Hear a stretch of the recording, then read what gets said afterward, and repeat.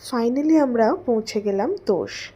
আর এই গ্রামের শেষের দিকে লুকিয়ে আছে একটা ছোট্ট প্যারাডাইজ, পিঙ্কি দিদিজ লাস্ট রিসর্ট।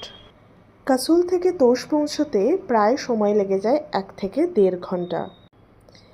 তোষে আরও অনেক রিসর্ট অ্যাভেলেবেল আছে, বাট পিঙ্কি দিদিজ লাস্ট রিসর্ট হচ্ছে এই গ্রামের শেষ রিসর্ট।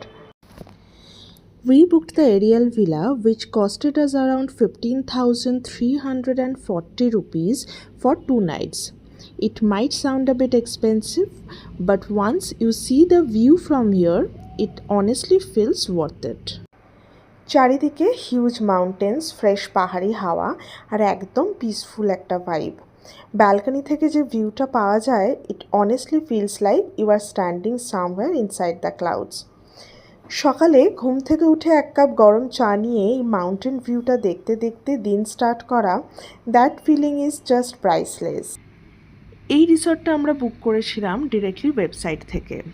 প্রথমে ওয়েবসাইটে গিয়ে চেক ইন আর চেক আউট ডেট আর তোমাদের ফোন নাম্বার দিয়ে একটা ফর্ম ফিল আপ করতে হবে। ফর্মটা সাবমিট করার পর ওরা তোমাদের নাম্বারে একটা হোয়াটসঅ্যাপ থেকে মেসেজ পাঠাবে, আর সেই নাম্বারটাতেই তোমাদেরকে ওদের সাথে যোগাযোগ করতে হবে। তোমরা হোয়াটসঅ্যাপেও যোগাযোগ করতে পারো বা ওভার দ্য ফোনও তোমরা বাজেট নিয়ে তাদের সাথে ডিসকাস করতে পারো। ওরা তোমাদেরকে একটা ক্যাটালগ পাঠাবে ডিপেন্ডিং অন কতজন তোমরা যাচ্ছ। আমরা 4 জন গেছিলাম, তো আমরা এরিয়াল ভিলা বুক করেছিলাম। এটা ছিল আমাদের ফার্স্ট রুমটা। এরপরে ছিল হচ্ছে একটা বড় রুম। এই যে রুমটা দেখছো, এটা পুরোটাই কাঁচের। এই রিসর্টের খাওয়া দাওয়া দুর্দান্ত ছিল, বাট অনেস্টলি বলতে গেলে একটু এক্সপেন্সিভ।